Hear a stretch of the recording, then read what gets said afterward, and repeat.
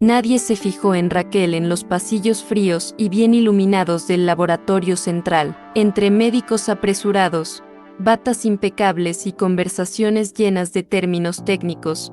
Ella era casi invisible, aunque era la primera en llegar y, a menudo, la última en irse. Técnica en análisis clínicos desde hacía más de 8 años, tenía manos firmes, mirada atenta y una memoria casi quirúrgica para los más mínimos detalles de los protocolos de laboratorio. En ese hospital, referente nacional en innovación y excelencia asistencial, Raquel sabía que sus conocimientos eran profundos, pero también sabía que allí la insignia con su nombre no tenía tanto peso como los títulos colgados en las paredes de los consultorios médicos. Ella nunca necesitó un escenario, pero siempre insistió en la precisión. Sin embargo, en los últimos días, algo ha comenzado a molestarla persistentemente. Un patrón extraño estaba surgiendo en los resultados de pruebas bioquímicas en pacientes con perfiles muy diferentes. Un marcador inflamatorio específico apareció alterado en varias muestras, contradiciendo la historia clínica y los signos presentados. Raquel rehizo los cálculos, revisó el equipo y supervisó de cerca la recolección, y fue entonces cuando se dio cuenta había un fallo sutil pero crítico en el procedimiento de almacenamiento de muestras antes del análisis. La temperatura de almacenamiento estuvo fuera del rango ideal en algunas rutinas nocturnas, alterando significativamente la estabilidad de los resultados. Ella llevó la información al departamento responsable, explicó con datos, mostró informes comparativos, pero la respuesta fue la misma: el equipo está dentro del estándar y se está siguiendo el protocolo. Y eso es todo. Nadie quería oír nada más. Raquel no insistió, no porque dudara de lo que había visto, sino porque ya conocía bien el terreno que pisaba. En el hospital, la línea entre cooperar y meterse donde no te quieren era muy delgada, especialmente para aquellos que no llevaban una bata de laboratorio con bordado dorado en el pecho. Regresó al trabajo, manteniendo la vista puesta en el trabajo y los registros al día, pero con una inquietud constante. Sabía que aquella anomalía no era una casualidad y que, tarde o temprano, algo grave podía ocurrir. El tipo de error que nadie puede ocultar bajo la alfombra. Aún así, decidió seguir observando, esperando el momento adecuado, si es que alguna vez llegaba, para volver a actuar, pero sin que la descartaran simplemente como una técnica que se quejaba demasiado. Ese momento no se hizo esperar. Era un jueves por la tarde cuando un examen crítico a un paciente oncológico, a punto de iniciar la quimioterapia, reveló cambios que indicaban un estado inflamatorio grave. El médico responsable, al recibir los datos, ya estaba planeando posponer el inicio del tratamiento e introducir otro enfoque farmacológico. El movimiento comenzó rápidamente, como siempre sucede cuando el nombre del paciente es importante y el plan de salud cubre todo sin dudarlo. Pero Raquel, al ver los datos en el sistema, sintió que la alarma gritaba en su interior. Las condiciones de recolección, el momento del análisis e incluso el mismo patrón de cambio estaban allí nuevamente, los mismos que ella ya había identificado, solo que esta vez existía un riesgo real e inminente de que se tomaran medidas médicas basadas en un examen comprometido. Ella no lo dudó. Sabía que cualquier interrogatorio abierto en ese momento sería recibido con autoridad y desprecio. Entonces hizo lo que debía hacer, discretamente, accedió al sistema, imprimió la solicitud original, rehizo el análisis con otra muestra correctamente almacenada, que, afortunadamente, todavía estaba dentro del tiempo viable, y comparó los resultados. La diferencia era evidente. El marcador inflamatorio, previamente alarmante, se encontraba dentro de límites normales. Esto cambió por completo el curso del tratamiento. Con los informes en la mano y la conciencia latiendo fuerte, Raquel caminó hasta la oficina del supervisor técnico y pidió ser escuchada, no con arrogancia, sino con la firmeza de quien sabía que había algo en juego mucho mayor que reputaciones. El supervisor leyó los dos resultados, verificó los datos y por primera vez pareció darse cuenta de que había algo realmente fuera de lo común, pero aún así, pidió cautela. Validaremos con el sector médico antes de cualquier acción, dijo, en un intento de mantener intacto el orden jerárquico. Raquel asintió, pero no esperó. Tomó los dos informes y fue directo al servicio de oncología, donde le informaron que el paciente estaba a punto de ser ingresado para iniciar el nuevo protocolo. Pidió hablar con alguien del equipo médico, pero como de costumbre, su credencial le abrió pocas puertas. Fue ignorada por dos residentes hasta que, por casualidad, el propio doctor César pasó por el pasillo y la vio allí, de pie, sosteniendo los papeles con ambas manos temblorosas. Casi pasó de largo, como siempre hacía con cualquier entrenador que no estuviera en una reunión programada o presentación formal. Pero algo en el rostro de Rachel le hizo detenerse. Tal vez fue su silencio, o la forma en que sostenía esos papeles como si llevara algo urgente. Sin mucha paciencia, preguntó qué estaba pasando. Raquel lo explicó sin rodeos. Explicó exactamente lo que había encontrado, los patrones que se repitieron, la fuente probable del error y el impacto que tendría en la práctica médica si no se tenía en cuenta el nuevo resultado. Por un momento, César la miró en silencio, como si decidiera en ese mismo momento si escucharla o descartarlo todo como otra intrusión técnica, pero el contenido de los documentos no dejaba lugar a dudas. Los datos estaban allí, claros, y sabía leer bien los números. El doctor César regresó al consultorio sin decir palabra alguna. Unos minutos después, el proceso de admisión del paciente se suspendió. Se solicitaron nuevos análisis, con supervisión directa del equipo médico. A Raquel no la volvieron a llamar, ni para dar explicaciones ni para reprenderla. No hubo tampoco agradecimientos, pero en los días siguientes empezaron a producirse cambios silenciosos. Se han revisado las condiciones de almacenamiento. El protocolo de recolección nocturna ha sufrido ajustes y, sin fanfarrias, se incluyó un nuevo procedimiento interno. Cualquier resultado con potencial impacto crítico debe ser reevaluado mediante una doble verificación, incluso por parte de profesionales técnicos experimentados, como Raquel. Mirándolo desde afuera, parecía simplemente otra actualización de rutina, pero para Raquel, eso decía mucho. Por primera vez, un movimiento dentro del hospital había nacido a partir de lo que ella había señalado, y aunque nadie lo dijo en voz alta, estaba claro que el aspecto había cambiado. Algunos colegas comenzaron a buscar su opinión en silencio, especialmente cuando surgían dudas técnicas en los análisis más delicados. No se convirtió en un referente de la noche a la mañana, pero sí ganó algo muy raro en ese ambiente: respeto. Un respeto que no surgió de elogios ni de palmaditas en la espalda, sino de la comprensión práctica de que ella sabía exactamente lo que estaba haciendo. Lo más impactante fue cuando,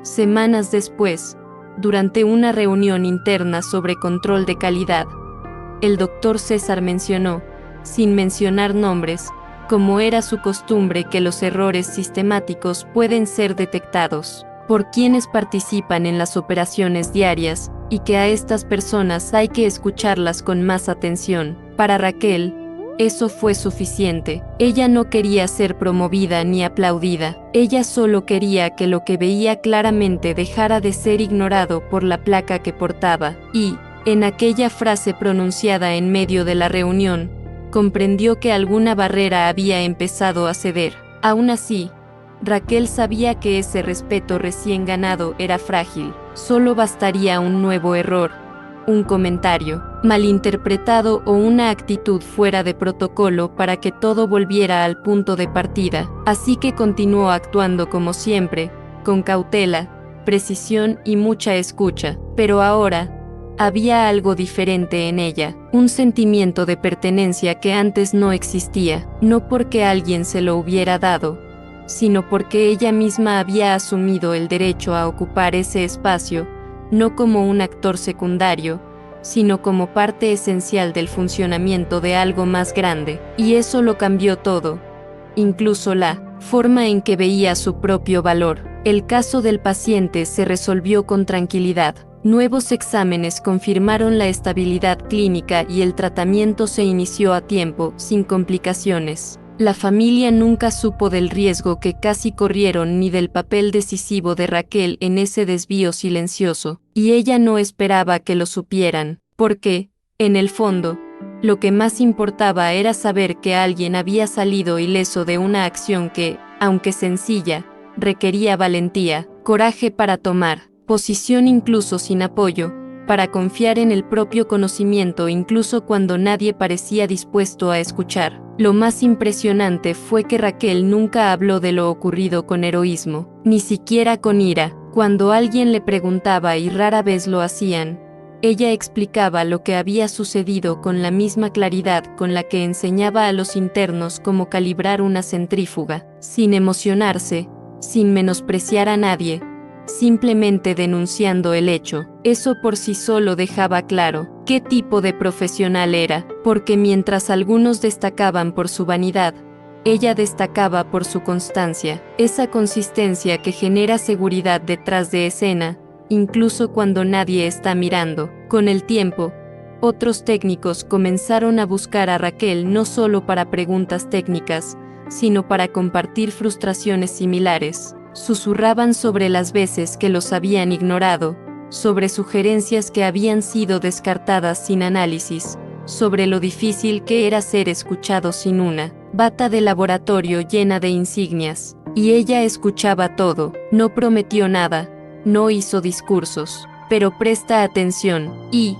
cuando podía, ofrecía orientación basada en lo aprendido, que a veces, la mejor manera de cambiar algo es mostrar resultados antes de pedir espacio. Ella ya no creía que el sistema cambiaría rápidamente, pero yo creía que era posible abrir pequeñas brechas, y eso ya era algo. A pesar de los pequeños cambios, la estructura del hospital se mantuvo igual. La jerarquía seguía siendo rígida. Las decisiones más importantes seguían concentrándose en unos pocos nombres y a las reuniones técnicas rara vez asistían quienes llevaban a cabo el trabajo de principio a fin. Pero ahora, de vez en cuando, algún que otro médico se encargaba de incluir a Raquel en una conversación más delicada sobre los procesos de laboratorio. No era constante, pero era nuevo, y cuando sucedió, no desperdició la oportunidad. Presentó datos, sugirió ajustes y mostró, siempre con cuidado, cómo la práctica diaria puede revelar fallas que la teoría por sí sola no puede capturar. Fue en uno de estos encuentros, meses después del episodio con el paciente de cáncer, que se dio cuenta de cuánto había avanzado. Se estaba discutiendo un nuevo protocolo de recolección y uno de los gerentes sugirió un cambio basado en estudios internacionales. Parecía sólido, pero Raquel sabía que, en la rutina del laboratorio, ese ajuste traería riesgos de contaminación cruzada. Explicó, con base en su experiencia, cómo la ruta propuesta para las muestras dificultaría la separación física de los tubos en determinados momentos. La sala quedó en silencio durante unos segundos, hasta que el doctor César, sin apartar la vista de la presentación, dijo, consideremos lo que dice Raquel. Ya ha demostrado que entiende la operación como pocos aquí. En ese momento nadie aplaudió, nadie celebró, pero ella lo sintió. Fue como si allí, delante de todos, se hubiera dibujado un espacio con su nombre. Él no necesitaba ser el centro de atención, necesitaba un reconocimiento justo, y ese fue un punto de inflexión. Por primera vez, lo que ella sabía se tuvo en cuenta como parte legítima de la decisión, no por casualidad, sino por construcción. Y Raquel sabía lo silenciosa,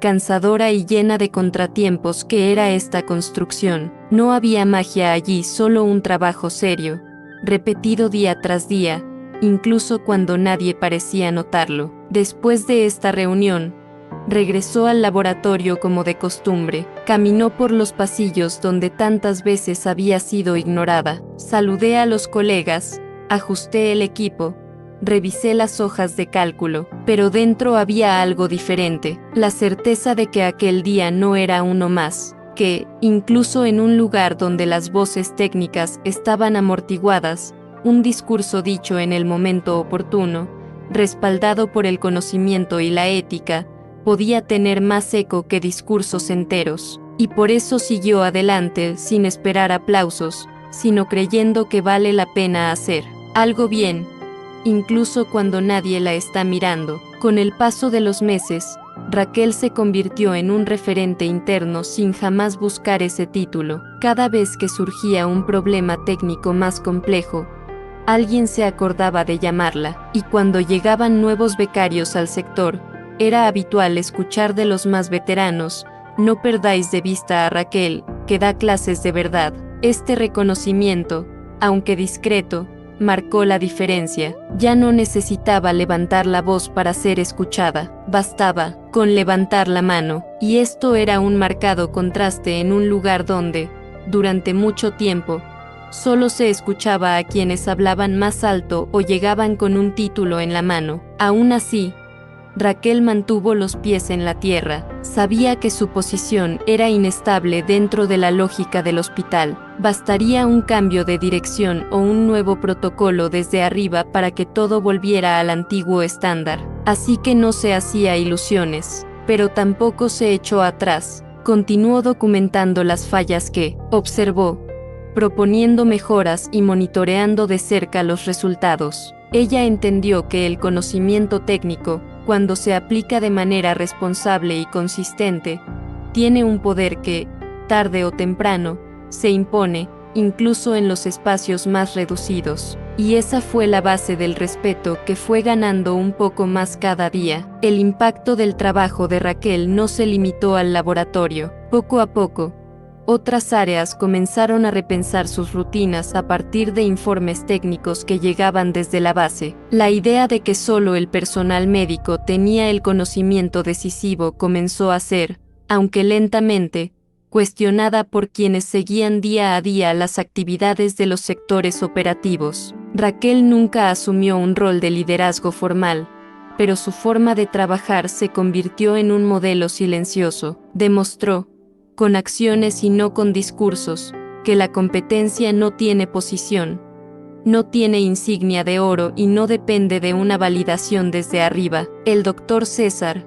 a su vez, también cambió, no radicalmente, pero lo suficiente como para darse cuenta del valor de escuchar más allá de lo habitual. Comenzó a visitar el laboratorio con más frecuencia, a veces solo para observar, otras veces para escuchar sugerencias. Nunca llegó a ser un directivo accesible, pero empezó a reconocer, aunque en tono neutral, que la calidad está en manos de quienes la hacen. Y esa pequeña apertura hizo la diferencia, porque ahí, una frase así, dicha por alguien con tanto peso institucional, ayudó a sostener el espacio que Raquel y tantos otros técnicos venían intentando construir desde hacía años. Raquel nunca se consideró protagonista de nada, pero cuando recordó aquel día en el que decidió volver a tomar los exámenes aunque sabía que volvería a ser ignorada, comprendió que ese fue el punto de inflexión. Fue entonces cuando dejó de esperar reconocimiento y empezó simplemente a hacer lo que había que hacer. Y ese gesto, hecho en silencio, terminó cambiando el rumbo de un paciente, un protocolo y, en parte, la cultura de todo un hospital. Fue en ese gesto que se reconoció no solo como técnica, sino como una profesional indispensable, aunque su nombre no apareciera en las placas ni en las reuniones. Desde entonces, ha seguido siendo la misma, atenta, firme, ética. Todavía hay días difíciles, miradas que subestiman, decisiones tomadas sin consultar. Pero ahora también hay escucha, existen lagunas, hay un camino que ha empezado a abrirse, aunque estrecho, por el que otras voces técnicas han empezado a alzar la voz. Y si el cambio más grande fue silencioso, también fue profundo, porque desde ese día Raquel ya no era invisible y nadie podía fingir que ya no la veía.